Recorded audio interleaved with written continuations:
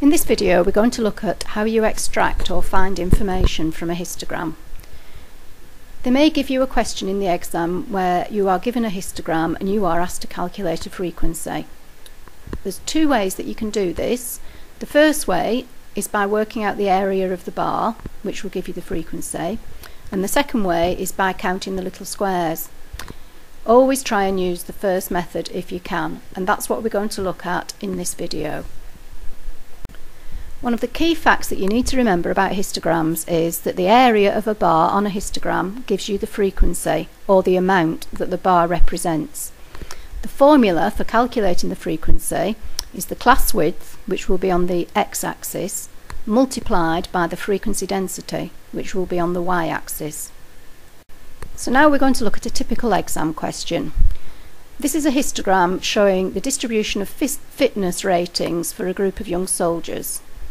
And we're told that soldiers with a fitness rating between 42 and 56 are classified as average. And then we are asked to calculate an estimate of how many soldiers are classified as average. So what it's asking us to do is to calculate how many soldiers had a fitness rating between 42 and 56. So the first thing that we need to do is to mark these points on the x-axis. We need to find out where 42 is and draw a line, and find out where 56 is and draw a line.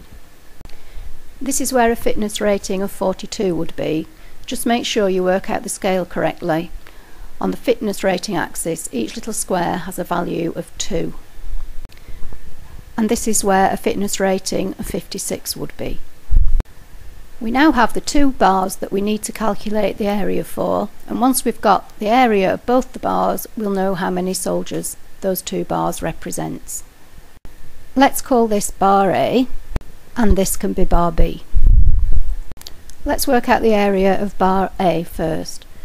And the formula is length times width, and the width of bar A is 8 because it goes from 42 to 50, which is a distance of 8. The length of bar A is 1.2 because this is the distance that it goes up on the y-axis, or the frequency density scale. So now, to calculate the area of bar A and find its frequency, we need to multiply 8 by 1.2, which gives us 9.6. Now let's look at the area of bar B. We'll start with the width, which is 6, because it goes from 50 to 56. The length is 0.3, because this is how far it goes up on the y-axis.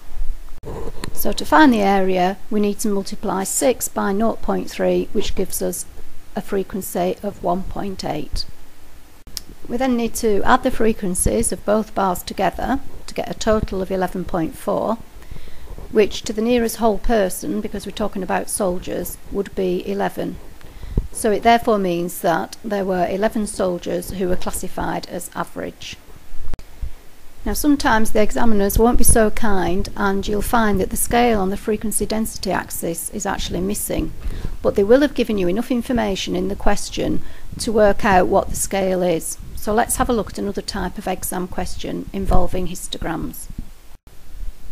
This question is about the birth weight of 150 babies, and we're told that babies that weigh under 2 kilograms are taken to the special baby care unit, and you're asked to calculate the number of babies which would be taken to the special baby care unit. What you need to notice straight away is that there is no data for you on the frequency density axis, so we're going to have to work that out.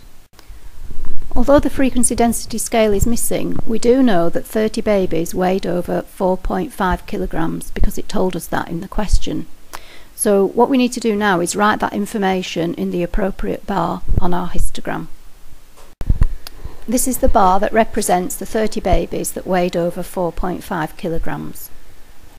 We can now use the formula for the frequency, which is class width times frequency density, and substitute the numbers that we know. The frequency is 30 because that's how many babies the bar represents, and the class width is 1.5 because the class starts at 4.5 and ends at 6. So now we can put this information into the formula. The formula for the frequency is class width multiplied by frequency density. We know that the frequency of this bar is 30, and we know that the class width is 1.5, so we can put those numbers into the formula. And then, in order to find out the frequency density, we need to rearrange the formula. So we now have 30 divided by 1.5, which gives us 20.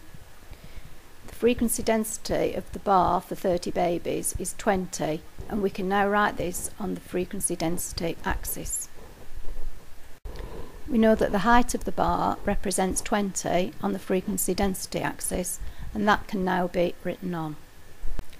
We now know the scale that's being used on the frequency density axis. Each little square represents 2, so we can add some more values to this axis and mark on 40 and 60.